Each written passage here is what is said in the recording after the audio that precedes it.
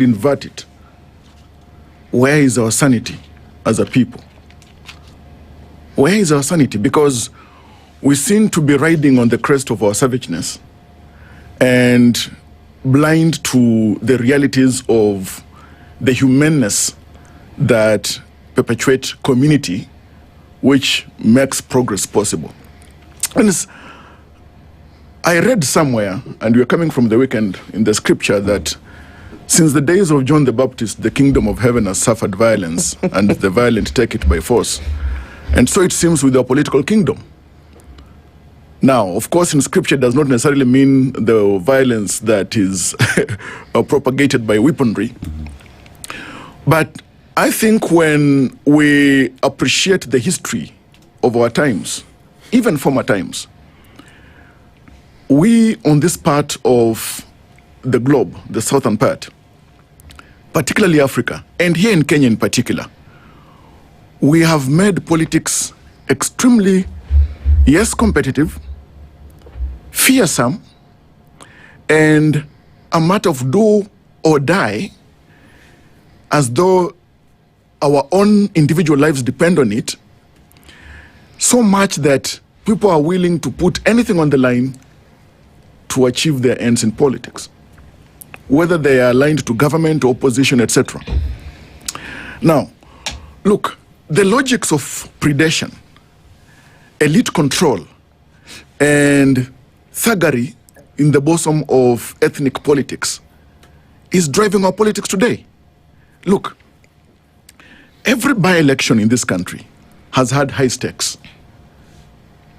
Cases of violence reported. Yes, we have seen complaints and early warning about cases of violence, but we believe in a constitutional democracy that we are under the rule of law. Now, you ask, where is government? We have got institutions in place, Dennis. We have got the IEBC. We have got the Elections Act, Offences Act, the IEBC Act itself. We have got the Electoral Code of Conduct.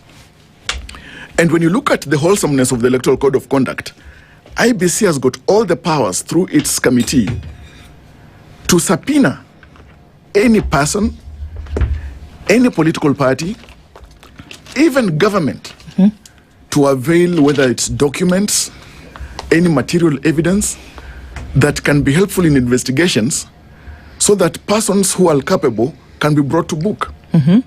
When you also appreciate the import of Article 157 of the Constitution, the Office of the Director of Public Prosecutions, where power to prosecute is vested, is supposed to exercise the mandate of that office for public good. Now, these are the institutions that are supposed to act out for the benefit of the people.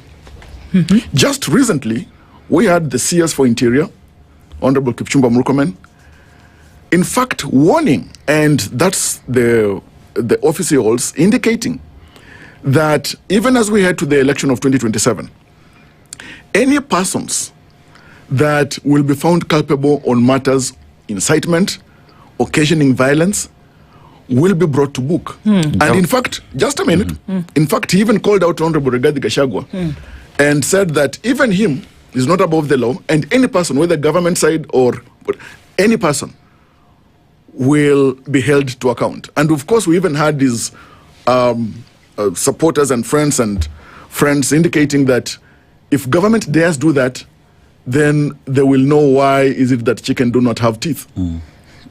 They do actually, but okay. Yeah. Now you see, that is the kind of impunity. Just a joke. Sorry. The kind of impunity in which we live.